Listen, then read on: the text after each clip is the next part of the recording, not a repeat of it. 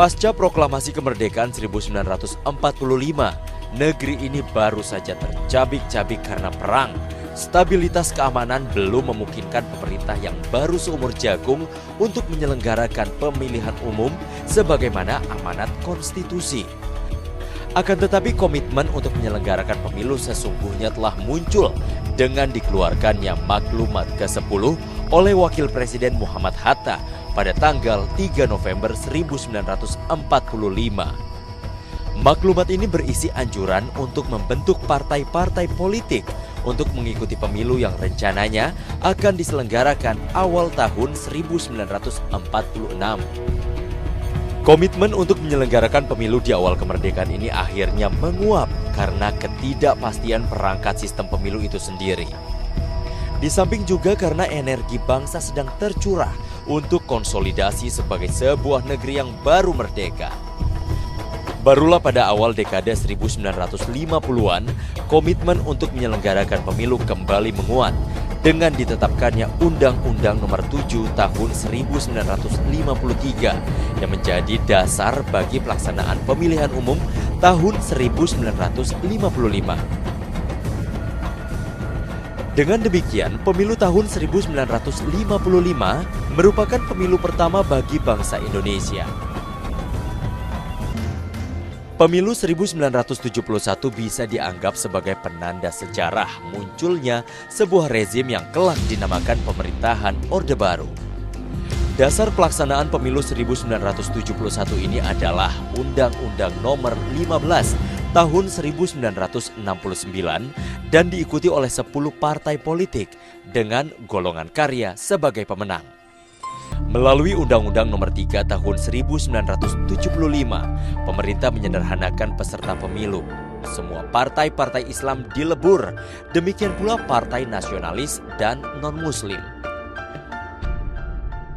Hasilnya, mulai pemilu tahun 1977, kontestan pemilu hanya diikuti oleh 3 partai, yaitu P3, PDI, dan golongan karya. Mundurnya Presiden Soeharto akhirnya menjadi penanda transisi menuju demokrasi di negeri ini.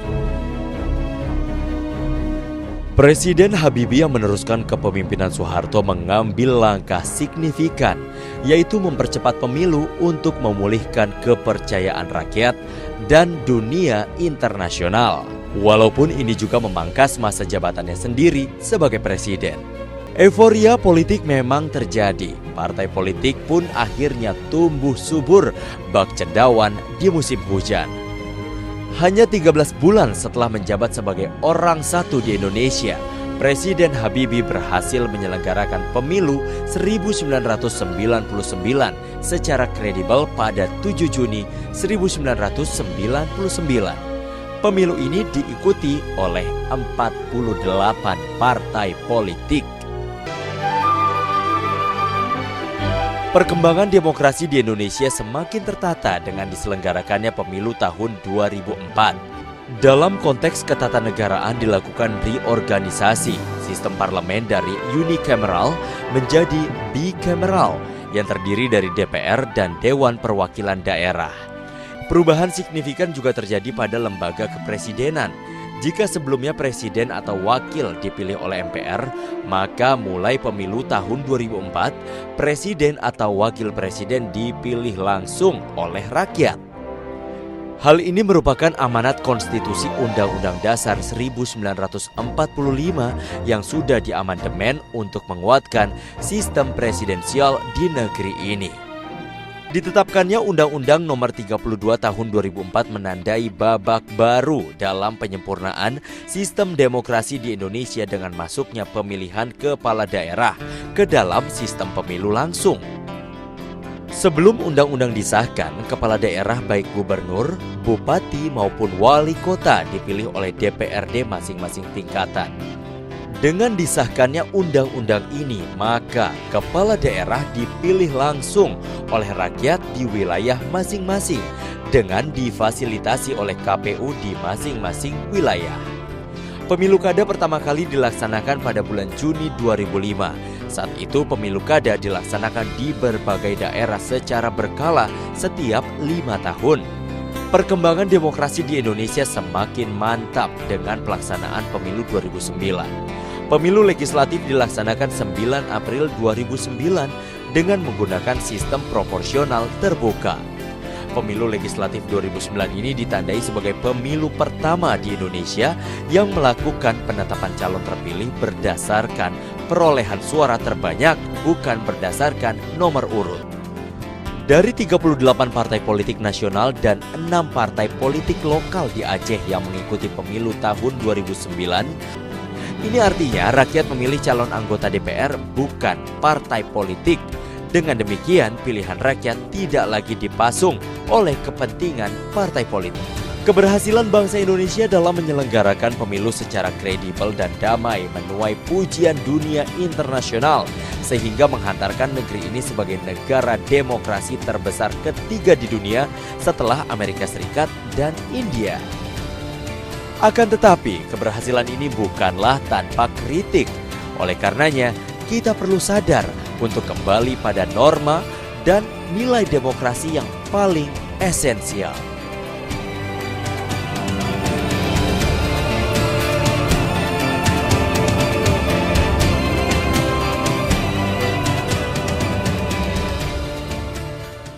Daftar Gubernur Sumatera Utara dari masa ke masa periode tahun 1953 sampai tahun 2018.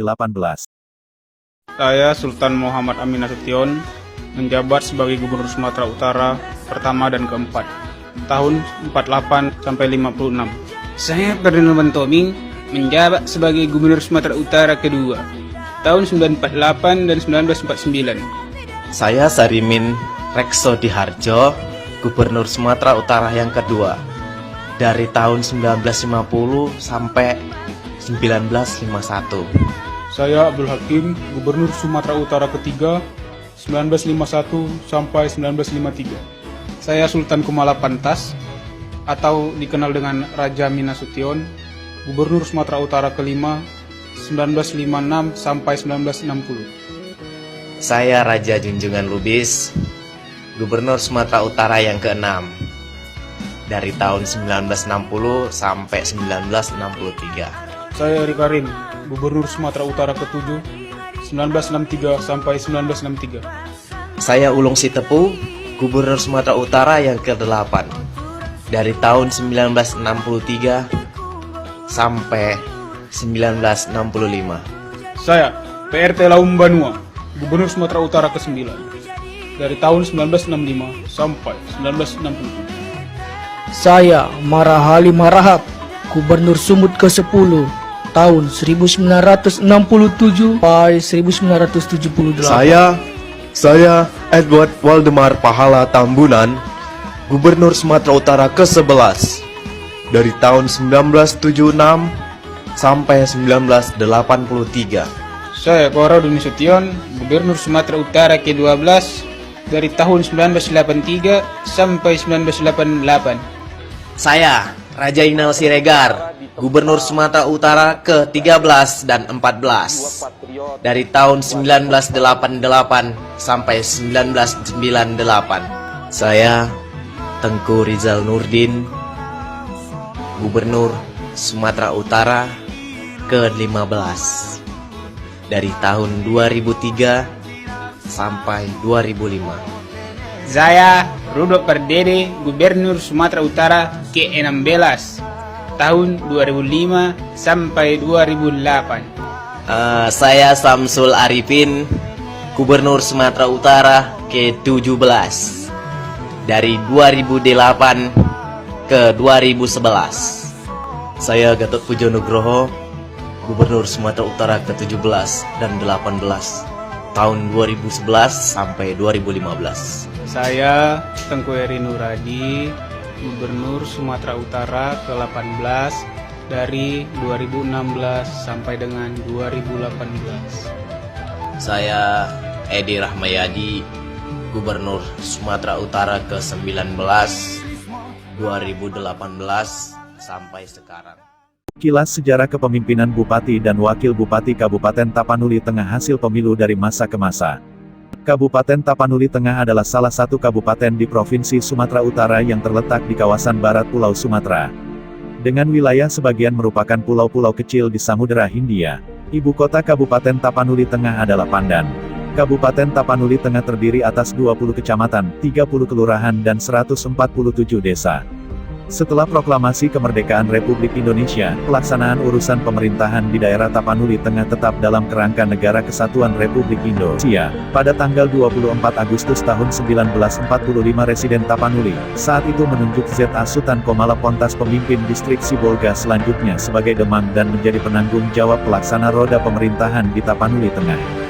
Pada tanggal 15 Oktober tahun 1945 oleh Gubernur Sumatera MRT Muhammad Hasan menyerahkan urusan pembentukan daerah otonom setingkat di wilayahnya pada pemerintahan daerah kepada masing-masing residen. Dengan keputusan nomor 1 tahun 1946 mengangkat dan mengukuhkan Z.A. Sutan Komala Pontas sebagai Bupati atau Kepala Luhak Tapanuli Tengah. Sesuai keputusan Gubernur Sumatera Timur tanggal 17 Mei tahun 1946 kota Sibolga dijadikan sebagai kota administratif yang dipimpin oleh seorang wali kota dan pada saat itu dirangkap oleh Bupati Kabupaten Sibolga atau Tapanuli Tengah yaitu Z.A. Sutan Komala Pontas. Sejak itu, Kabupaten Tapanuli Tengah telah mengalami pergantian pemimpin beberapa kali. Tampuk kepemimpinan Kabupaten Tapanuli Tengah selama Orde Lama atau sesudah era kemerdekaan adalah Profesor Muhammad Hazairin memimpin tahun 1946, Muhammad Jalaluddin memimpin tahun 1946 sampai tahun 1947, Mangaraja Sori Muda memimpin tahun 1947 sampai tahun 1952. Ibnu Sa'adan memimpin tahun 1952 sampai tahun 1954, Raja Junjungan Lubis memimpin tahun 1954 sampai tahun 1958, Muhammad Samin Papahan memimpin tahun 1958 sampai tahun 1965. Paruhung Singengu memimpin tahun 1965 sampai tahun 1967, dan Ridwan Hutagalung memimpin dari tahun 1967 hingga tahun 1975.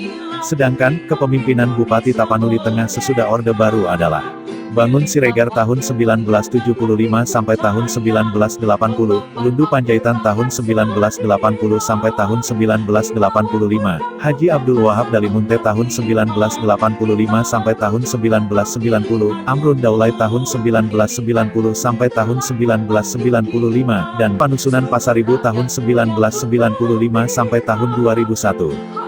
Hingga dilanjutkan dengan kepemimpinan Tuani Lumban Tobing selama 2 periode. Kepemimpinan periode pertama Tuani Lumban Tobing menjabat dengan Jamaluddin Pohan mulai tahun 2001 sampai tahun 2006. Selanjutnya, di periode kedua pada tahun 2006 hingga 2011 Tuani Lumban Tobing berpasangan dengan Effendi Pohan.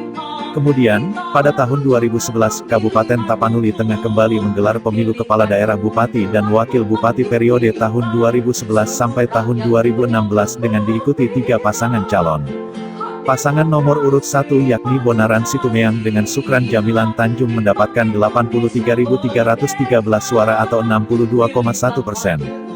Dan pasangan nomor urut 2 yakni Tasrif Tarihoran dengan Raja Asi Purba hanya mendapatkan 1.458 suara atau 1,09%. Sedangkan pasangan nomor urut 3 Dinariana Samosir dengan Hikmal Batubara mendapat 49.379 suara atau 36,81%. Pemilihan tersebut dimenangkan oleh pasangan nomor urut 1 yakni Raja Bonaran Situmeang dan Sukran Jamilan Tanjung terpilih menjadi Bupati dan Wakil Bupati Kabupaten Tapanuli Tengah periode tahun 2011 sampai tahun 2016.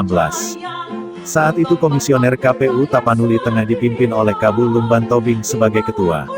Dan Maruli Firman Lubis, Irwaner Mudari Tonga, Syahrial Sinaga serta Dewi Eulfriana selaku anggota periode tahun 2008 sampai tahun 2013. Sampai pada tahun 2017, Kabupaten Tapanuli Tengah kembali menyelenggarakan Hajat Demokrasi. Merupakan pemilihan Bupati dan Wakil Bupati Kabupaten Tapanuli Tengah yang dilaksanakan pada tanggal 15 Februari tahun 2017 untuk periode tahun 2017 sampai tahun 2022.